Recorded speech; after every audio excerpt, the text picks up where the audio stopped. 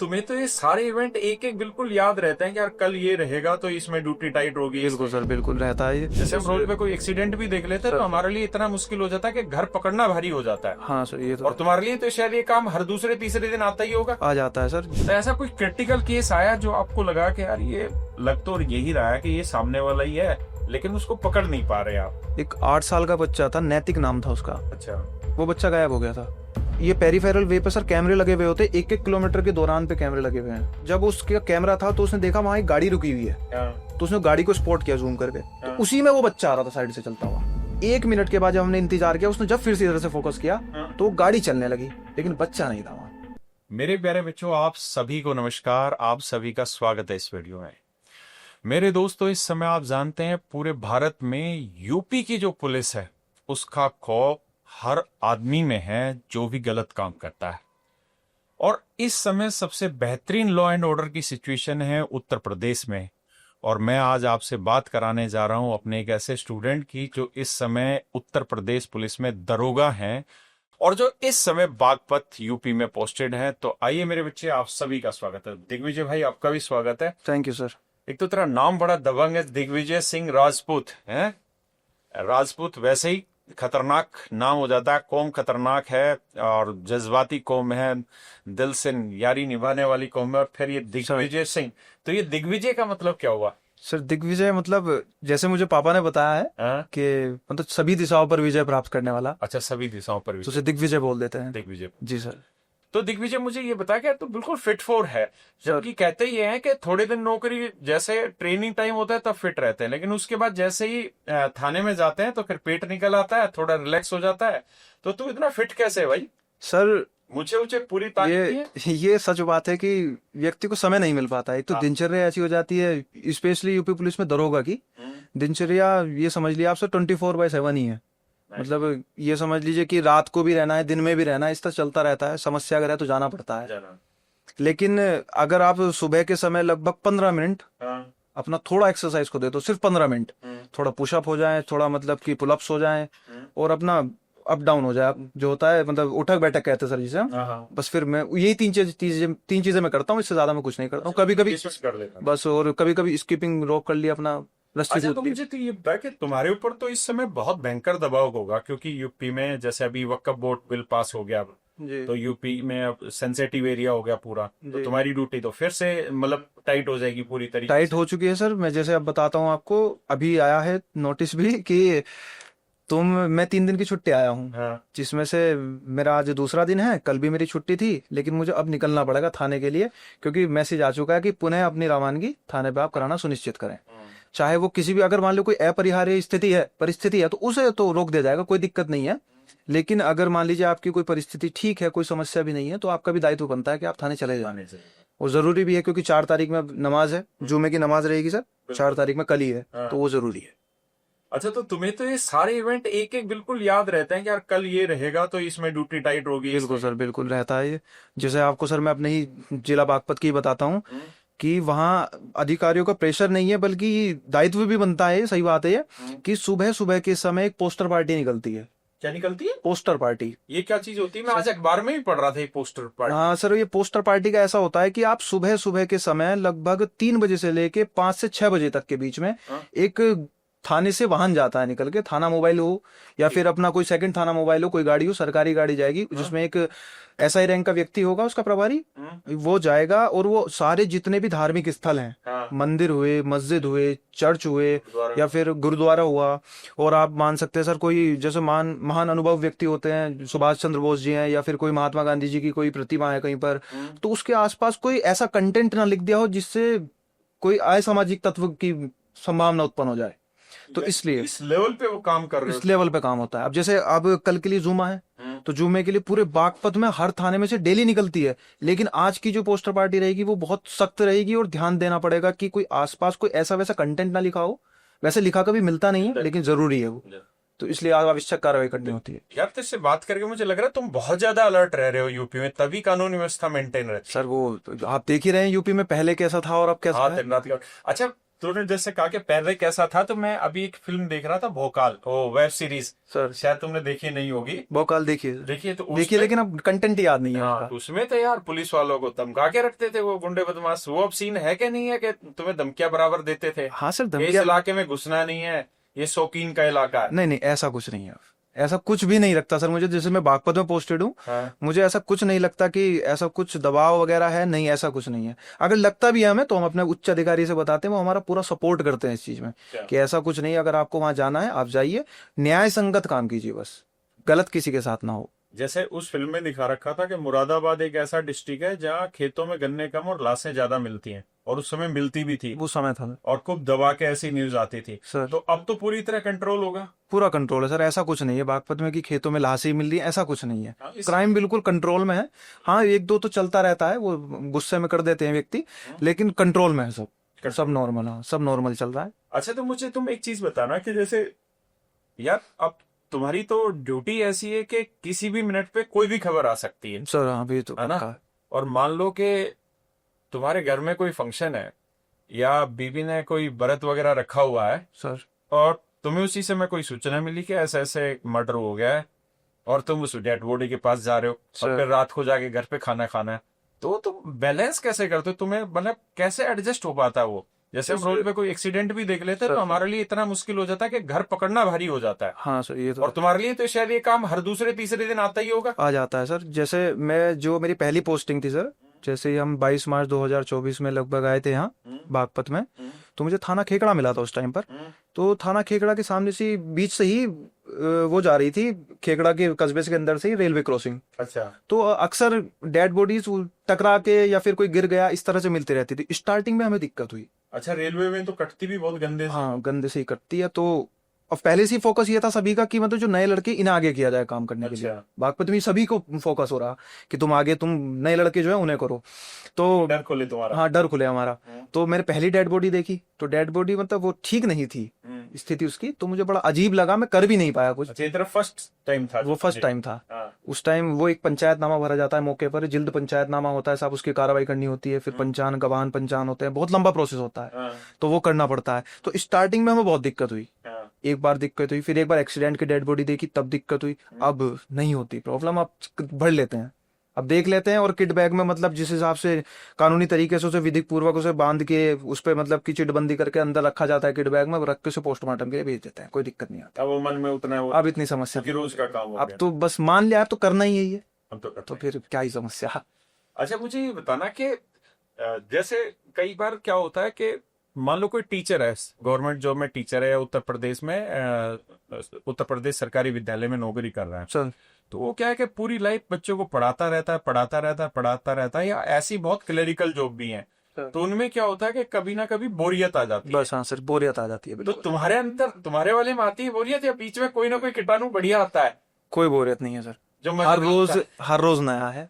हर रोज बस अगर मान लीजिए अगर आप करना ही नहीं चाहते अपने मन से, तो फिर तो बोरियत ही है, लेकिन हर रोज नया है। आप ये समझ लीजिए, नॉर्मल टाइम होता है कि 9-10 बजे आप थाने पहुंच जाएं सुबह, लेकिन ये नहीं पता हमें कि अगर सुबह के 6 बजे कॉल आ गया कि आपके क्षेत्र में ये समस्या है, वहां मारपिटाई हो गई, या वहां चोरी हो गई, या फिर वहां पर लड़ाई की संभावना होने वाली है, दो पक्षों में मुठभेड़ होने वाली, मतलब कुछ भी कहासुनी भी हो रही है, तो तुरंत अब तुम्हें जाना ही पड़ेगा वहां। अच्छा, जाना ही पड़ेगा। सबसे पहले तो वहां सर पीआरवी पहुंच जाती है, 112 डायल 112 पहुंच ही जाती है, मौके पे तुरंत पहुंचती है, फिर तुरंत 112 हमारे से संपर्क करती है, तब हम वहां पर जाते हैं सर। अच्छा, 112 एक अलग डिपार्टमेंट है, हाँ तो सर, उसको एक अलग विंग देखती है, और वो फिर थाने में कांटेक्ट करती है। कांटेक्ट यानी पहले इन्फॉर्मेशन 112, फिर थाने में 112, अगर वो चाहे तो उनके पास, अगर वो चाहे तो हमें भी कॉल कर सकते हैं, लेकिन वही कहते हैं कि फ्लुएंट तरीके से अगर पुलिस को बुलाना है तो 112 तुरंत डायल करो, तुरंत पुलिस आ जाएगी। अच्छा, एक चीज बता के जैसे मान लो बाकी गवर्नमेंट जॉब है उनमें बंक मारना बहुत मुश्किल है, क्योंकि बायोमेट्रिक है, और तुम्हारे यहाँ तो कोई बायोमेट्रिक है नहीं है सर। तो तुम तो कह दोगे यार हम तो एसएचओ को, जनाब हम तो यहाँ पे घूमने लग रहे हैं, यहाँ पे कर रहे हैं, तो तुम तो बंक मार सकते हो जब भी मारना चाहो लंबा। नहीं, बंक मारने की सर मैं आपको बताता हूँ, बागपत में और जिलों तो जाने रहे, लेकिन बागपत में एक सिस्टम चल रहा है, क्यूआर कोड स्कैनिंग सिस्टम। अच्छा। उसमें क्या होता है, अगर मान लीजिए आप वहां पर हैं, तो वहां पर एक क्यूआर कोड लगा होता है। अच्छा। उसे आप स्कैन करो, उसकी फोटो लो और ग्रुप में डालो। अच्छा। तो पता चलता है कि आपकी प्रेजेंस वहां पर है या नहीं। और सबसे बेस्ट ऑप्शन, अगर क्यूआर कोड भी नहीं है तो लाइव लोकेशन ले लेंगे एसएचओ साहब, कि तुम अपनी लाइव लोकेशन हमें भेज दो, तो लाइव लोकेशन से पकड़े ही जाएंगे, सभी पकड़े जाते हैं। तो ऐसा कुछ नहीं है कि बंक करते हैं, लेकिन हाँ ये है कि थोड़ा बहुत आराम तो कर ही लेता है दिन में व्यक्ति, क्योंकि उसे रात में जगना होता है। रात में लगभग 2-3 बजे तक तो गश्त रहती है, ताकि चोरी ना हो, क्राइम कंट्रोल में रहे। तो 2-3 बजे तक आप लोग रस्तों पे रहते हैं? हाँ सर, गाड़ी से घूमते रहते हैं क्षेत्र में अपने। जी सर, 2-3 बजे तक। अच्छा, जैसे दिल्ली में अगर हम बात करें तो इस समय सबसे बड़ी जो क्राइम की घटना एज ए आम आदमी मुझे लगती है वो सबसे बड़ी घटना है मोबाइल छीनना, चेन चपटी, हाँ, मोटरसाइकिल से स्नैचिंग वगैरह रहती है। स्नैचिंग। वो यूपी में अब ऐसा कोई केस तुम्हारे पास आया है? नहीं सर, अभी तक तो मेरे सामने तो आया नहीं है, ना ही मेरे पास आया, ना ही थाने में आया अभी तक ऐसा। अच्छा, हाँ, जहाँ ऐसा हो सकता है कि जहाँ रेलवे स्टेशन होगा, जैसे बागपत थाने में जरूर आता होगा, क्योंकि बागपत थाने में रेलवे स्टेशन होगा, वहाँ पे हाँ, तो स्नैचिंग वगैरह वहीं होती है, जहाँ ट्रेन रुकेगी, वहां से सवारियां चढ़ेंगी उतरेंगी, तो वहीं पर स्नैचिंग वगैरह होगी, मोबाइल छीनेगा। हाँ, तो दिल्ली में ये बुरा हाल है, क्योंकि हाँ, दिल्ली में में चलता है। अगर आप मोटरसाइकिल पे चलने लग रहे हैं और आपने कान पे फोन लगा तो रखा है तो तुरंत हाथ ही रह जाएगा, कान पे मोबाइल चला जाएगा। तुरंत झप लेते हैं और सही बात है सर। बहुत बुरी हालत है। या अगर आपकी गाड़ी में कोई बैग रखा हुआ दिख गया सर तो शीशा तोड़ेंगे और बैग उठा लेते हैं। तो दिल्ली में क्राइम की सिचुएशन थोड़ी गंदी हाँ, है। थोड़ी ज्यादा है। हाँ, लेकिन इस महीने में हमें योगी सरकार की तारीफ करनी चाहिए कि मतलब नहीं, बिल्कुल सर। यूपी पुलिस की के बेहतरीन लेवल पे ना कति जगड़ के रख रखा है और क्राइम बिल्कुल कंट्रोल पे है। बिल्कुल सर। अदरवाइज एक वक्त था जब हम पढ़ाते थे 2011-12 में, और हमने उस समय प्रूडेंस करके कोचिंग सेंटर खोला था। हाँ, जी सर। तो हमें जाना होता था लखनऊ सेमिनार वेमिनार करने के लिए। सर तो शायद आपको वो अनुभव याद नहीं होगा, मुझे बहुत अच्छे से याद है। तो आगरा से लखनऊ एक्सप्रेसवे उस समय बना था, अखिलेश यादव ने बनवाया था। तो रात को जैसे हमें मान लो आगे जाना, इलाहाबाद साइड जाना होता था गाड़ी से सेमिनार लेने, तो हालात ये होती थी कि पुलिस वाले अकेली गाड़ी को छोड़ते नहीं थे, कहते थे 10-12 गाड़ियां इकट्ठी हो जाएंगी तब छोड़े, क्योंकि इतना भयंकर लेवल पे क्राइम था। और बहुत सारी घटनाएं हमने यमुना एक्सप्रेस वे पे भी सुनी है। जी सर। और अब बिल्कुल भी ऐसी घटनाएं नहीं है। तो ये आप जैसे बच्चों की और आप जैसे अफसरों की वजह से है जो रोज काम कर रहे हैं। एक मुझे ये बताना है, आपकी जो रिपोर्टिंग होती है एज ए सब इंस्पेक्टर, वो सबसे नियरेस्ट किससे रिपोर्टिंग होती है? आपके कौन से अधिकारी से आपकी जो मतलब 1-to-1 रिपोर्टिंग होती है? वो सर SHO सर होते हैं। वो ऐसा ही होता है, इंस्पेक्टर होता है? सर अगर थाने के इंचार्ज कोई दरोगा है, मतलब सब इंस्पेक्टर हैं, तो वो SO कहलाए जाते हैं, अच्छा, स्टेशन ऑफिसर। तो उसकी सैलरी अलग होती है या वही होती है जो आप लोगों के? नहीं, सैलरी उनकी सर एज के हिसाब से डिपेंड, मतलब किस ईयर के वो भर्ती हैं यहाँ, अच्छा, उसके ऊपर डिपेंड करता है, क्योंकि हर साल वो तो खैर इंक्रीमेंट इंक्रीमेंट मिलता रहता है। बेसिक तो वही रहेगा ना? बेसिक भी वही रहता है, बढ़ भी जाता है। बढ़ भी जाता है। जी सर। अभी आपकी करंट सैलरी कितनी आ रही है? ग्रोस सैलरी बोलते हैं। सर मेरी NPS कटने के बाद 53-54 के आसपास आ रही है। एनपीएस कटने के बाद? NPS कटने के बाद, अगर NPS ना कटे तो 59-60 बन जाएगी। अच्छा, आप लोगों को जैसे दिल्ली पुलिस में है, तो क्योंकि मेरे फादर साहब दिल्ली पुलिस में थे, जी सर। तो वो सिपाही लगे थे, तो मुझे उनका ज्यादा पता है। तो दिल्ली में जैसे क्वार्टर वगैरह मिलते हैं दिल्ली पुलिस वालों को, जी सर। तो ऐसे तुम लोगों के लिए फैसिलिटी है यूपी में? हाँ सर, है, थाने में है, क्वार्टर वगैरह सब थाने में मिलते हैं। आप रहना चाहें, क्वार्टर फैमिली के लिए भी? फैमिली के लिए भी है। अगर आपको थाने में पसंद नहीं आ रहा तो पुलिस लाइन रहती है, आप पुलिस लाइन, हाँ पुलिस लाइन के लिए अप्लाई कर दीजिए। 15-20 दिन लगेंगे, अगर कोई खाली होगा तो तुरंत मिल जाएगा, अगर तुरंत नहीं है तो 15-20 दिन या फिर 2 महीने भी लग जाते हैं कभी कभी, क्योंकि खाली नहीं हो पाता है, तो फिर आप वहां रह सकते हैं पुलिस लाइन। अच्छा, और जैसे दिल्ली पुलिस में ये है कि CGHS कार्ड मिलता है? जी सर। हाँ, मतलब सेंट्रल गवर्नमेंट हेल्थ स्कीम रहती है जी जी सर। उसमें क्या रहता है कि आपका मतलब इलाज रहता है प्राइवेट हॉस्पिटल में भी, उसके थ्रू परमिशन मिल जाती है। तो यूपी में है ये फैसिलिटी के नहीं? जी सर, यूपी में है, एक आता है पंडित दीनदयाल उपाध्याय नाम से है कार्ड है, वो हमारे हेल्थ के इंश्योरेंस के लिए ही है। कि जैसे आप मान लो कोई आपको आप अपना ट्रीटमेंट करा रहे हैं, अपनी मम्मी का, अपने फादर का, किसी का भी करा रहे हैं, तो उसमें आपको छूट मिलती है वाकई में। वो एक कार्ड होता है, येलो कलर का कार्ड होता है वो। अच्छा। वो अच्छा, एक चीज मुझे बताना दिग्विजय भाई, सर, कि जैसे हम फिल्में देखते हैं और हम भी फिल्मों के थ्रू ही पुलिस को बहुत अच्छे से समझ पाते हैं जो फिल्में दिखाती हैं, तो मुझे बताना कि कोई ऐसा केस आया जो बड़ा क्रिटिकल है। जैसे दृश्यम मूवी आपने देखी हो, अजय देवगन की दृश्यम मूवी है, सर। तो वो पुलिस को बेवकूफ बनाता रहता है फिर उससे, तो ऐसा कोई क्रिटिकल केस आया जो आपको लगा कि यार ये लग तो यही रहा है कि ये सामने वाला ही है, लेकिन उसको पकड़ नहीं पा रहे आप, मतलब उसके लिए कोई ढूंढ नहीं पा रहे, या कोई ऐसा इंटरेस्टिंग केस जो आपको आया जो बता सके?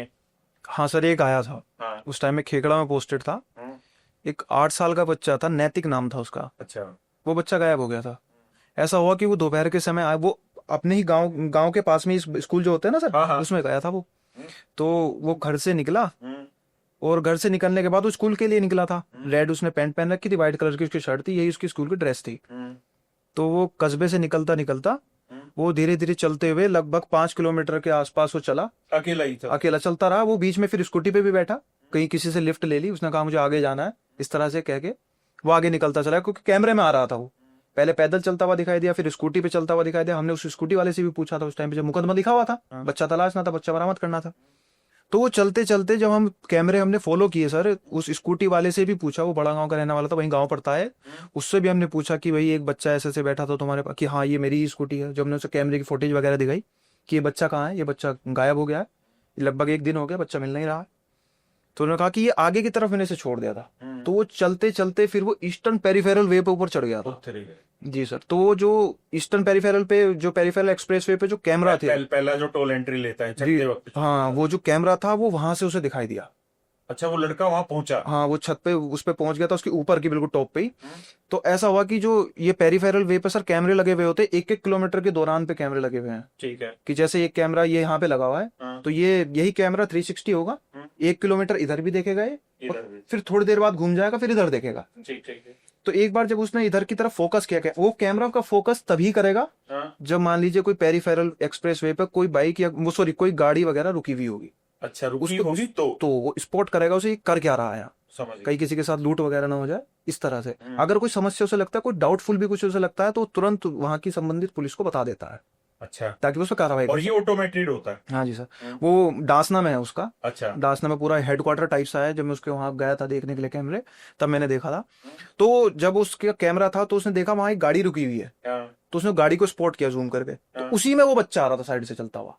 उन गाड़ी वालों ने भी उससे नहीं पूछा कि तुम भाई क्यों जा रहा है, बच्चा कहाँ जा रहा है, छोटा बच्चा 8-10 साल का बच्चा कहाँ जा रहा है, नहीं पूछा। तो जब उसने वो जूम किया, गाड़ी पे उसने जूम किया, लेकिन बच्चे की भी फोटो आ गई इसमें। तो तब हमें क्लियर हो गया कि बच्चा पेरिफेरल एक्सप्रेसवे पे चढ़ा है। फिर उसके बाद उसने देखा कि ये जो टायर बदलने लग रहा है। अच्छा, गाड़ी वाला? तो उसे वो समझ गया कि इससे कोई समस्या नहीं है, गाड़ी का टायर बदल रहा है बस, ये बदलेगा चला जाएगा। तो उसने जूम आउट किया। जूम आउट करने के बाद उसने फिर ये 1 किलोमीटर वाला कैमरा, तो उसने इधर घुमा दिया 1 मिनट के लिए। ठीक ठीक ठीक। तो बच्चा हमसे ओझल हो गया। ओझल हो गया। उसके बाद क्या हुआ सर, 1 मिनट के बाद जब हमने इंतजार किया, उसने जब फिर से इधर से फोकस किया, तो वो गाड़ी चलने लगी, लेकिन बच्चा नहीं था वहां। अच्छा। तो ये समस्या आ गई सर, वो बच्चा कहाँ गया। तो उस बच्चे के लिए हमने इतनी मेहनत की थी सर, ये समझिए आप कि डासना, कुंडली, ये 2 कट पड़ते हैं जो पेरिफेरल एक्सप्रेस वे पे रहते हैं, मतलब टोल वाले। हमने यहाँ से लिस्ट निकाली थी। फिर जैसे मान लीजिए सर वो 1 मिनट के लिए बच्चा ओझल हुआ, तो उस 1 मिनट के दौरान ही जो गाड़ियां उसके आसपास से निकली होंगी, उसी में ही बैठा होगा वो, क्योंकि वो नीचे उतरा नहीं है। उतरा होता तो लोकल के गांव वालों को पता चलता, वो बताते जरूर। तो फिर उसके बाद हमने 1 मिनट में जितनी भी गाड़ियां थी वो पकड़ी। अच्छा। तो उसके बाद हमने देखा कि लगभग 100 के आसपास गाड़ियां थी। 100 के आसपास गाड़ियां थी वे। उनका नंबर क्लियर किसी का भी नहीं आ रहा था। अच्छा। बस कलर हो रहा था कि हाँ भाई ये ग्रे कलर की वैगनार है, तो पक्का ही पिछले वाले टोल पे टोल कटा के आई होगी, तो वहां इसका नंबर क्लियर हो जाएगा, वहां नंबर मिल जाएगा, मोबाइल नंबर मिल जाएगा, इससे फोन पे बात कर ले। इतना लंबा सर हमने प्रोसेस किया। आसपास के जितने भी CWC थे, चाइल्ड वेलफेयर सेंटर, जैसे हमारा फरीदाबाद था और ये बागपत था, आसपास में हापुड़ हुआ, सहारनपुर हुआ, सब जगह हमने कांटेक्ट कर लिया कि ऐसे ऐसे नैतिक नाम का बच्चा है, ये उसकी फोटो है, रेड कलर की पैंट पहने हैं और व्हाइट कलर की शर्ट है, स्कूल ड्रेस में, कोई बैग वगैरह कुछ नहीं है, पर बच्चा गायब है थाना खेकड़ा से। मुकदमा अपराध संख्या फला लिखा हुआ है, 363 का मुकदमा लिखा हुआ है। तो उस टाइम पे हमने फरीदाबाद भी CWC में हमने कॉल किया था, तो उन्होंने कहा नहीं ऐसा कोई बच्चा नहीं है यहाँ। तो फिर कोई दिक्कत नहीं है, हम फिर उसे लगातार ढूंढते रहे। हमें डेली के डेली टारगेट बना लेता कि लगभग जितने भी हम SIUT थे, हम जो नए लड़के थे, उन्हें बहुत एक्साइटमेंट था इस चीज के लिए।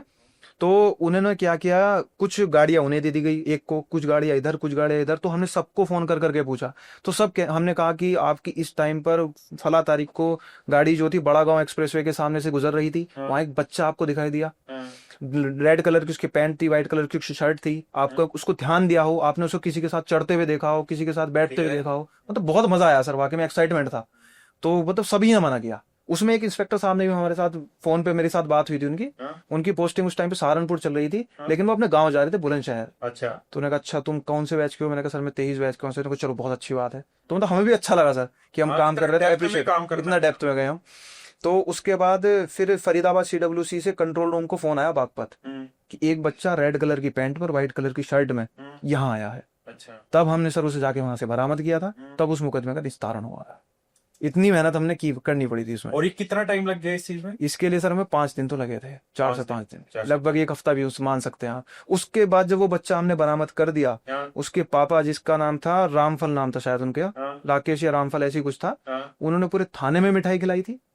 और हमें वाकई में सर शाबाशी भी मिली थी इस काम के लिए, अच्छा भी लगा था। जो बात है, एक बच्चा बरामद हुआ था, बहुत बढ़िया लग रहा था हमें भी अंदर से। और वो आज भी मेरे पास कभी कभी कॉल कर लेते हैं, जैसे अभी दिवाली के समय पे, तब उस टाइम पे उनसे बात हुई थी मेरी दिवाली के समय पे, तो वो कह रहे थे कि आप मुझसे मिलें एक बार, तो मिलने भी आए थे मेरे साथ। अच्छे आदमी है, बहुत बढ़िया व्यवहारिक व्यक्ति हैं, और पुलिस के प्रति एक पॉजिटिव और सकारात्मक सोच है उनके दिमाग में, पहले से भी थी। पहले उनका ये डर इतनी था। बड़ी चीज है एक माँ के लिए, कोई उस दर्द को जी सर, नहीं अब समझ सकती। उनकी मैं माँ की बात बताता हूँ।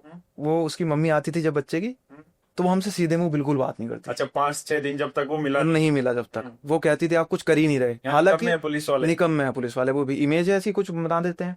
तो उसके जो हस्बैंड थे राकेश, वो हमारे साथ लगातार कंटिन्यू डासना में, जब हम फोटोज देखने गए थे तब भी हमारे साथ थे, या फिर हम कहीं फरीदाबाद गए थे जब एक बार, तब भी हमारे साथ थे। तो उनको पता था कि पुलिस एफर्ट्स लगा रही है, पूरे एफर्ट्स लगा रही है, बस हाँ ये है कि रिजल्ट नहीं मिल पा रहा, लेकिन रिजल्ट कुछ ना कुछ मिल जाएगा।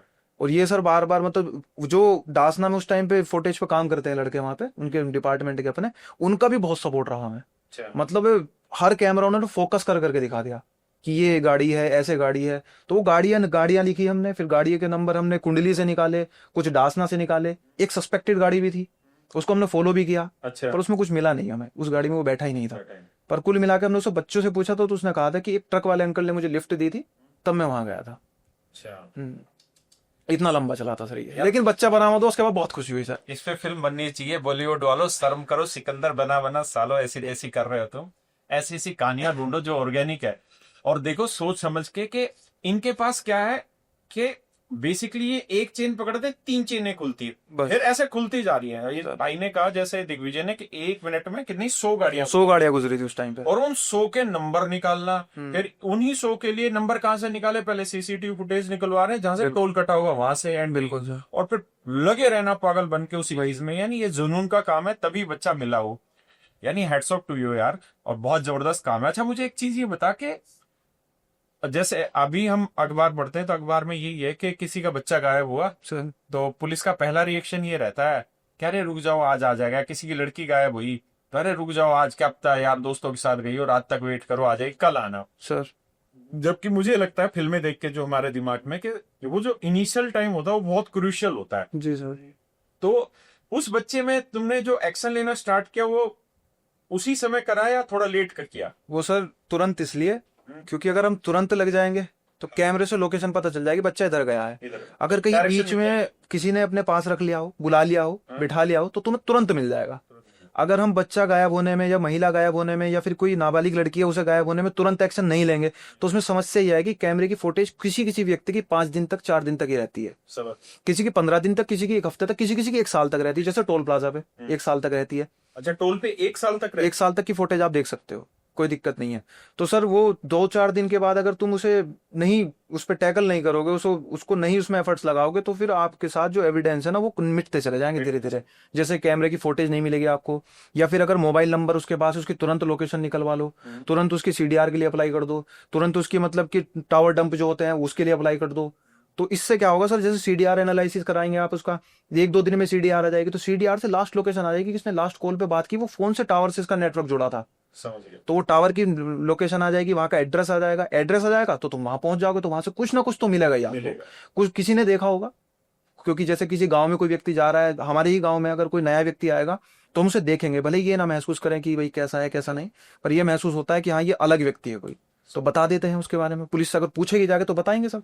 अच्छा, एक चीज मुझे बता के, जैसे हम मतलब फिल्मों पे ही चलते हैं क्योंकि हमने ज्यादा फिल्में देखी हैं, तो वहां से कि जितने पुलिस वाले होते हैं सबके अपने अपने मतलब मुखबिर होते हैं हर जगह। जैसे आप मान लो दरोगा हो, तो आपके पास तो इलाका बड़ा हो जाता है, आपके अंडर बीट आती होगी। जैसे दिल्ली में क्या होता है कि सब इंस्पेक्टर होता है, उसके नीचे बीट आती है, बहुत सारी बीट होती है। यूपी में भी बीट है। जी सर। तो कोई केस आता है, जैसे मान लो ये बच्चा खोने का ही केस आया, तो दबाव तो आप लोगों पे होता ही होगा कि यार सॉल्व तो करना ही है, सही बात है ना। और तो कई बार आप लोगों को जरूरत भी पड़ती होगी इन्फॉर्मर की, पर इन्फॉर्मर बनाते हो या पहले से बने रहते हैं, उन्हीं का यूज करते हैं? वो सर पूर्ण रूप से आप स्वतंत्र हैं। अच्छा। मुखबिर बनाने के लिए। लेकिन ऐसा भी ना हो कि एचएस हो कुछ ज्यादा ही मतलब अपराधी किस्म का व्यक्ति हो, लेकिन हाँ पुलिस को मुखबिर ही सबसे ज्यादा हेल्प करता है। उस समय पे। जैसे मान लीजिए आपको किसी भी मोहल्ले की, किसी भी क्षेत्र की, गांव की जानकारी लेनी है, तो वो मुखबिर तंत्र आपका मजबूत होना चाहिए। गांव में पकड़ आपकी अच्छी होनी चाहिए। सबसे मेन इसमें डिपेंड करता है आपका व्यवहार। अगर आपका व्यवहार कुशल है तो हर व्यक्ति आपका है। समझ। कोई भी चाहे नेता भी हो, कोई गुस्से में भी है ना, तो वो भी आपका व्यक्ति, क्योंकि व्यवहार से आप व्यक्ति किसी को भी जीत सकता है। अच्छा, अभिनेता आते हैं थाने में धमकाते हैं तो वो वाला जैसे पहले रुआब रहता था? सर अभी तक तो ऐसा हुआ नहीं, लेकिन हाँ कोई कोई आता है, गुस्से में आता है। लेकिन मैं ऐसा व्यक्ति हूँ सर, मैं कभी भी सामने वाले पर्सन को देख के गुस्सा अगर वो कर रहा है तो मैं गुस्सा नहीं करता हूँ। नाइस। पहले से ही मतलब गुस्सा मैं कंट्रोल करता ही आया हूँ। पहले बहुत किया है इससे पहले, लेकिन जब देख लिया कोई रिजल्ट नहीं मिलता, जो अपने होते हैं वो दूर ही हो जाते हैं। कुछ फायदा नहीं है, गुस्से में हम कंट्रोल खो देते हैं और उसके बाद अच्छे अच्छे रिश्ते खो देते हैं, जिससे समस्या आती है सर। अच्छा, ये बता कि दिग्विजय तेरा फेवरेट हीरो कौन है बॉलीवुड में? सर फेवरेट हीरो तो ऐसा तो कोई है नहीं। फिल्म में देखते भी हो कि नहीं? फिल्में देखता हूँ, लेकिन ऐसी इंस्पिरेशनल, थोड़ी हिस्टोरिकल हो, अगर इंस्पिरेशनल मुझे हो। लगा सिंघम वाला होगा। अरे नहीं नहीं सर, ऐसा कुछ नहीं है, लेकिन हीरो का ऐसा कोई मेरा वो नहीं है। मैं आपसे मिलना चाहता था बस सर, इसलिए मैं यहाँ आया हूँ सच में। अच्छा, ये बता मुझे कि भाई जब आप तैयारी कर रहे थे तो यूपी सब इंस्पेक्टर में मतलब सिलेक्शन लेना अपने आप में बहुत मुश्किल काम है, इतना आसान काम नहीं है। तो आपके पास तो जब तैयारी चली रही थी तो आपके पास तो एक ऑप्शन ये भी था कि डेस्क जॉब भी मिल सकती थी, जहाँ क्लरिकल काम होता है या कुछ दूसरा काम और चीज हो। तो आपको ये ऑफिसर ही क्यों बनना था और वर्दी वाला ही क्यों आना था? सर ऐसा हुआ कि जब मैं तैयारी मैंने स्टार्ट की, तो 2017 में जब मेरी 12th हो गई, फिर उसके बाद मैंने गांव में ट्यूशन दी मैथ्स की। अच्छा। मैं 12th तक मैथ्स का ट्यूशन पढ़ाता था, और मेरा पहले से टारगेट यही सेट था कि मैं एक पीजीटी टीचर बनूं, मैथ्स का गवर्नमेंट टीचर। यही मेरी इच्छा थी, दिल से यही चाहता था मैं। उसके लिए मैंने सोचा कि भाई 12th तक अगर मैथ्स पढ़ाना है तो फिर अच्छा मैथ्स होना भी चाहिए। और वाकई में मैं एक, मेरे मतलब गांव के बच्चे भी कहते हैं इस बात को कि आप भैया आप बहुत अच्छा पढ़ाते हो। जो बात है, मैं एक तरह से उनसे टीचर की तरह नहीं, बड़े भाई की तरह भी उनके साथ में मिल के रहता था। कोई अगर उनकी कुछ अलग से समस्या है तो भी मैं उनकी तभी सुनता। तेरी समझ इतनी गहरी है और तभी तुझे गुस्सा नहीं आता, हाँ सर, मैं क्योंकि देख रखा है बहुत कुछ। क्योंकि इंटरनल पुलिस वाला नहीं है। वो होना भी चाहिए सर। हाँ, होना चाहिए। उसके बाद जैसे आज भी अगर उन्हें कोई समस्या आती है, वो मुझसे बोलते भी हैं, तो उनकी हेल्प भी करता हूँ, ऐसी बात नहीं है। तो उनको पढ़ाता था मैं। 9, 10, 11, 12 के मेरे इसमें 2 ही बैच थे, जिसमें 9, 10 एक बैच में थे और 11, 12 एक बैच में था। तो मैं इसकी तैयारी भी करा रहा था साथ साथ, लेकिन मैं साथ में एसएससी की भी तैयारी कर रहा था। अच्छा। क्योंकि मुझे पता था पीजीटी में लंबा समय बहुत है, कि एक बार एसएससी क्लियर हो जाए, कोई जॉब मिल जाए मुझे एसएससी की, कोई क्लैरिकल, तो उसके बाद मैं अपना फिर पीजीटी के लिए फोकस करूंगा। उसके बाद जब मैंने देखा कि यूपीएसआई की वैकेंसी के बारे में आने लगी बातें, अफवाहें आने लगी 2020 में, तो वो दिमाग में एक इमेजिनेशन आती है, एक बेहतरीन सा कल्पना आती है, ख्वाब आता है कि तेरे को का हुआ, मतलब अच्छे यार, मतलब बढ़िया लगेगा, पापा को भी बहुत खुशी होगी। तो मेन इसमें यही था सर मेरा, कि मैंने पापा को बताया कि एक पीजीटी टीचर के लिए और एक ऐसे दरोगा के लिए। पापा कहते कि देख ले, वैसे तो दरोगा ही बढ़िया रहेगा। उसमें फिर मुझे पापा की बात का बहुत वो लगा, मतलब अच्छा लगा, मतलब पापा कह रहे हैं तो और किया मन करने का। और सर मैं उस गांव से बिलोंग करता हूँ जिसमें मतलब ऐसे पारिवारिक माहौल से हम बिलोंग करते हैं कि हम अपने पापा से डायरेक्टली प्यार भरी बातें नहीं कह सकते। समझ गया, वो गैप रहता है। वो गैप रहता है कि मतलब पापा में कि जैसे 4 बातें कह रहे हैं तो उसमें से सिर्फ 2 का जवाब देना कि हाँ ठीक है कर ले, देख ले, ऐसे चलता है। ऐसा ही तो हमारा है भाई। ऐसा ही चलता है। तो जब पापा कह रहे हैं और पापा के लिए करना, तो फिर अच्छा लग रहा था, तो इसलिए फिर एसआई की तरफ हो गया। साथ साथ में ट्यूशन भी चलते रहे। फिर मैंने बीच में जब मेरा मैथ्स कंप्लीट हो गया, फिर मैंने मैथ्स की कोचिंग के लिए भी ट्राई करना शुरू कर दिया, मतलब कि मैं गांव में ही पढ़ाना शुरू कर। गांव में पढ़ाना। फिर मेरे 3 बैच हो गए थे, अच्छा। 9, 10 का, 11, 12 का और एक कोचिंग वाला। तो फिर तो तेरे पास पैसा भी आना शुरू हो गया। हाँ पैसा था, ठीक था, लेकिन मैंने लालच नहीं किया साहब। अगर मैं उसमें लालच कर लेता तो फिर मैं नहीं कर पाता इधर की। यार बड़ी अच्छी बात कही तूने। मैं देखता हूँ मुखर्जी नगर में बहुत सारे ऐसे बच्चे हैं जी सर। जो प्राइवेट नौकरी पकड़ लेते हैं 15-20 हजार रुपए की और सोचते हैं कि साथ साथ तैयारी करते तैयारी हैं। लेकिन धीरे धीरे क्या होता है कि वो पैसे का लालच ऐसा चढ़ता चला जाता है कि वो तैयारी जो होती है वो सेकेंडरी हो जाती है और नौकरी फर्स्ट हो जाती हो, और पूरा करियर खराब हो जाता है। बिल्कुल सर। और जब आदमी छोटी उम्र में कमाना शुरू कर देता है ना, जी सर, तो उसके लिए सबसे बड़ी गलती यहीं पे आती है कि उसका जो मेन टारगेट है ना वो उसे वो भूल पीछे जाता छूट जाता है। वो उसे भूल जाता है। हाँ, लेकिन ये तेरे लिए अच्छी चीज थी और तूने अच्छा काम किया जी सर। अपने पेरेंट्स को तूने याद किया।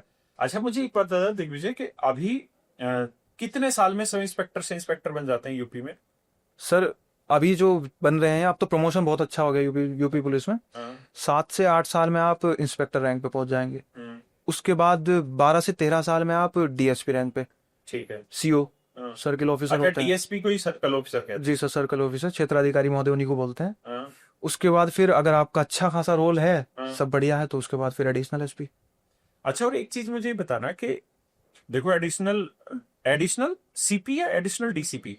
Sir additional SP. अच्छा, एडिशनल अगर कमिश्नरेट है तो वहां पे एडिशनल सीपी हो जाता है। अच्छा अच्छा, ठीक जैसे हमारे यहाँ बागपत में कमिश्नरेट नहीं, तो वहाँ पे एसपी साहब होते हैं, ठीक ठीक ठीक। Superintendent of police. जैसे दिल्ली गाजियाबाद, दिल्ली कमिश्नर डीसीपी जी है। जी, जैसे गाजियाबाद है कमिश्नरेट है, तो वहाँ सीपी होगा। सीपी हो गया। जी सर। और जो आईपीएस अफसर नया सेलेक्ट होता है जी। यूपी में, वो किस पोस्ट पे अपॉइंट होता है सबसे पहले? वो एसपी। एसपी पे जी सर। होता है। ठीक है। अच्छा, मुझे एक चीज ये बताना कि अभी मतलब जो अब जैसा आपने कहा कि अभी इसका प्रमोशन के चांसेस ठीक हुए हैं कि 7 से 8 साल में जी सर। इंस्पेक्टर बन जाते हैं।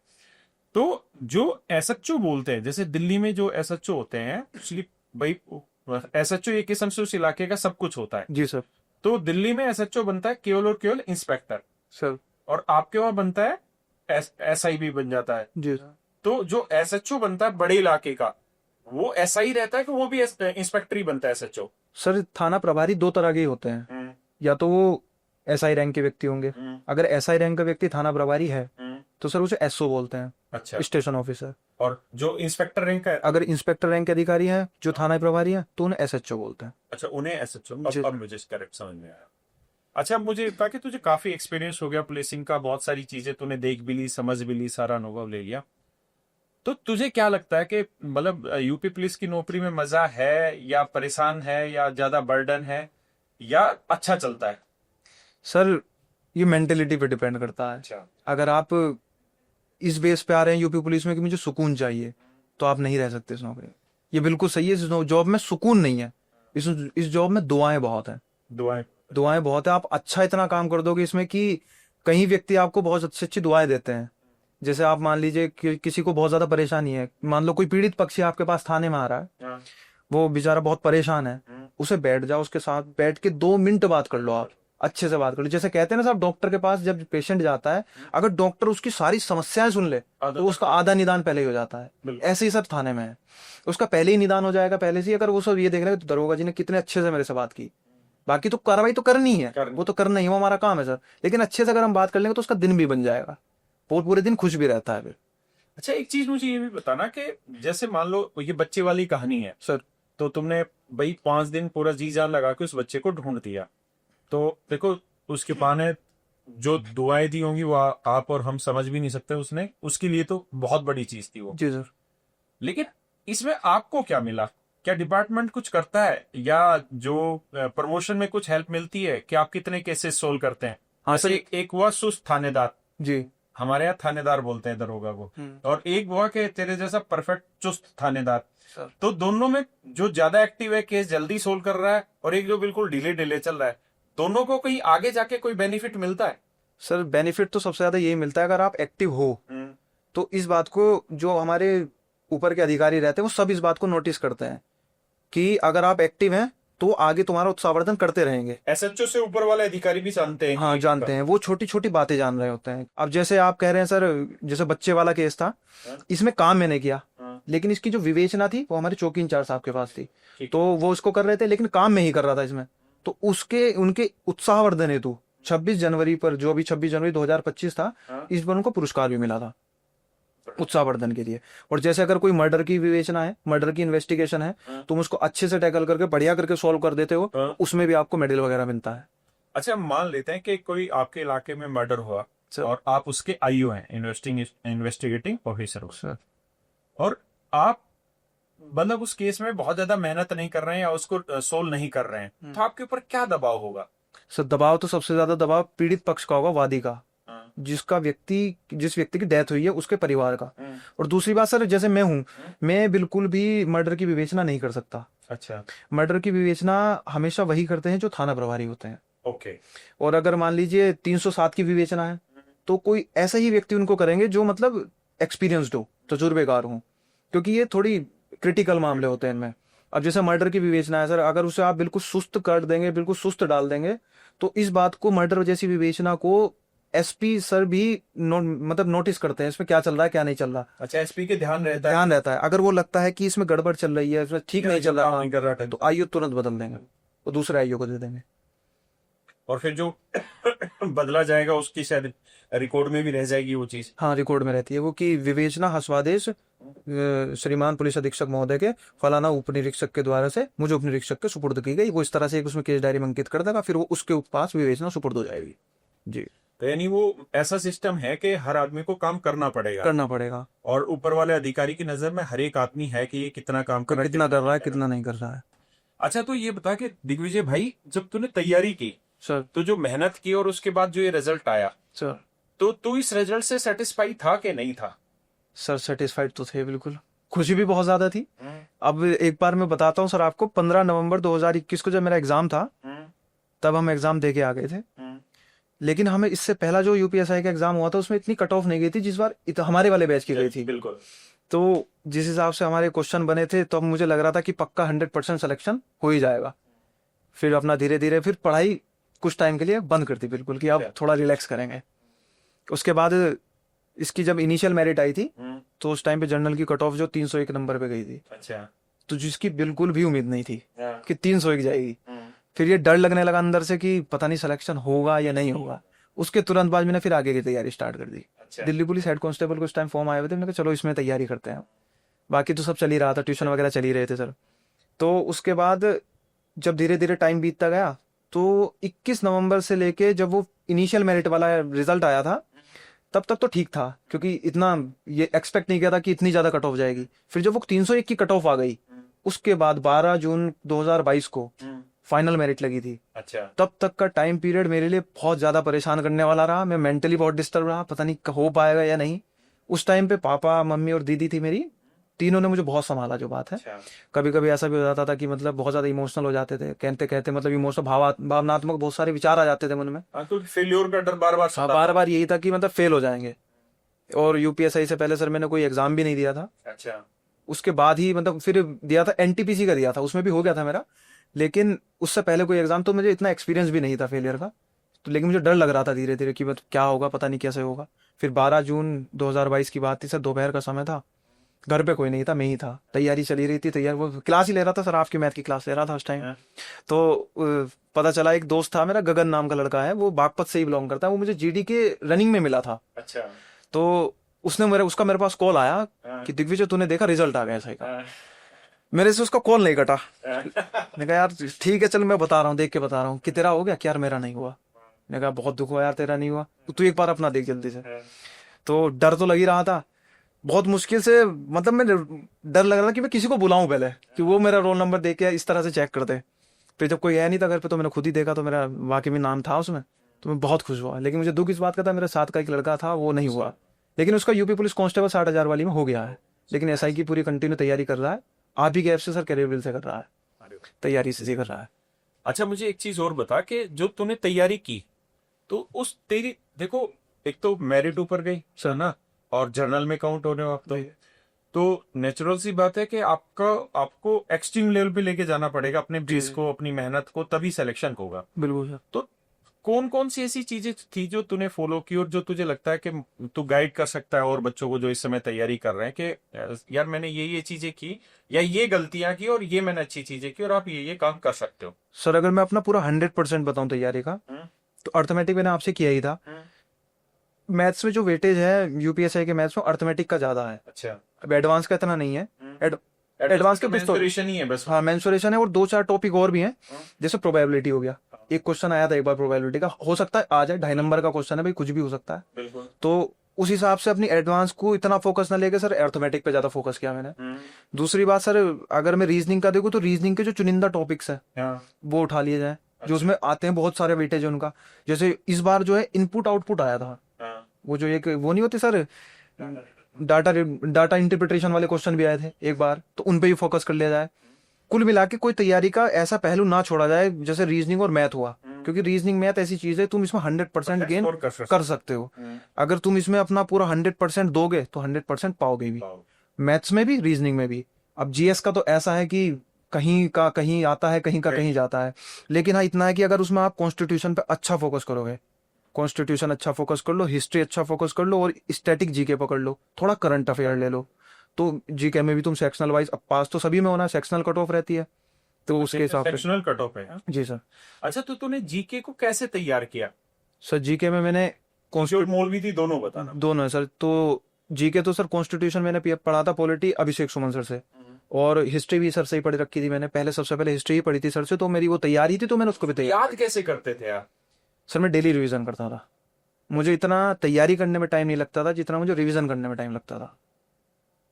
मैं भूल जाता हूँ कभी कभी, बहुत सारी चीजें मैं भूल जाता हूँ। मैं अब जो, अगर मैं अब अपना एनालिसिस करता हूँ तो मैथ्स को अलग छोड़ करके मैं सब चीजें भूल गया हूँ।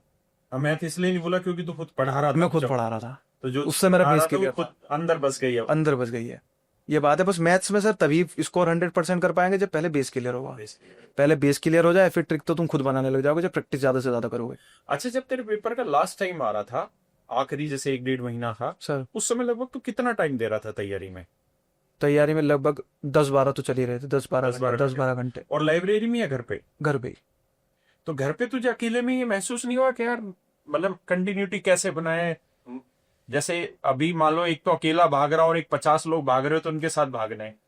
सर ये रहता है, लेकिन अगर अंदर है जज्बा इस चीज का कि जॉब चाहिए ही चाहिए, मेरी जरूरत है, और कंटिन्यूटी तुम दे रहे हो तो रिजल्ट पक्का मिलता है।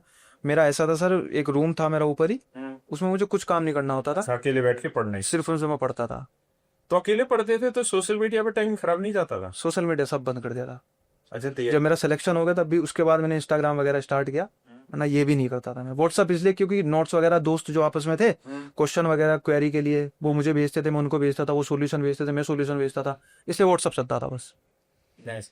और ये मैंने अक्सर बच्चों का देखा है कि जो बच्चे सेलेक्ट हुए हैं, कामयाब हुए हैं, जब उन्होंने तैयारी की तब वो सोशल मीडिया से बिल्कुल दूर ही रहे। बिल्कुल दूर हो जाना चाहिए सर। क्योंकि शायद सोशल मीडिया ऐसी चीज नहीं है जिससे आप बैलेंस बना पाए। नहीं बना आप घुस गए तो फिर घुस ही जाए। घुस ही जाएंगे, आप रील स्क्रॉल करते ही रहेंगे, फिर करते ही रहोगे।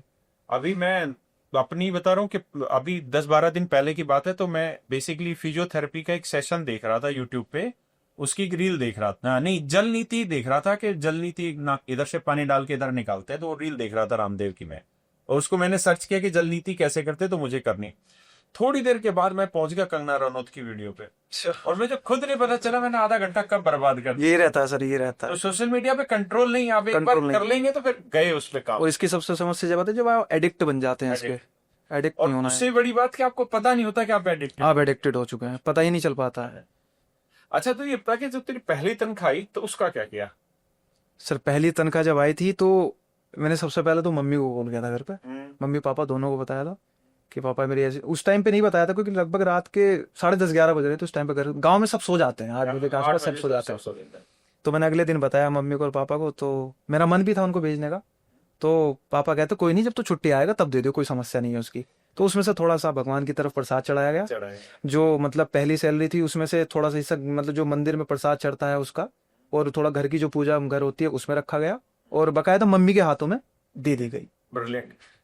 और ये जरूरी भी है। और एक बात आप सभी भी ध्यान रखना कि जिंदगी में ईमानदार आदमी पता है कौन है, या सच्चा देशभक्त कौन है? जिसको जो कर्म मिला है ना, वो उस कर्म में उस काम में इतना मतलब गहराई से डूब जाए ना, उस काम के पीछे अपना दीवानगी हद तक लगा देगा ना, तो वो सच्चा देशभक्त है। और उससे बड़ी देशभक्ति नहीं है, क्योंकि आपको हर काम में जरूरी नहीं है बॉर्डर पे जाके लड़ना। जरूरी है कि आपको जो भगवान ने काम दे दिया, जिसके काबिल बना दिया, बस उस काम को तसल्ली से करिए।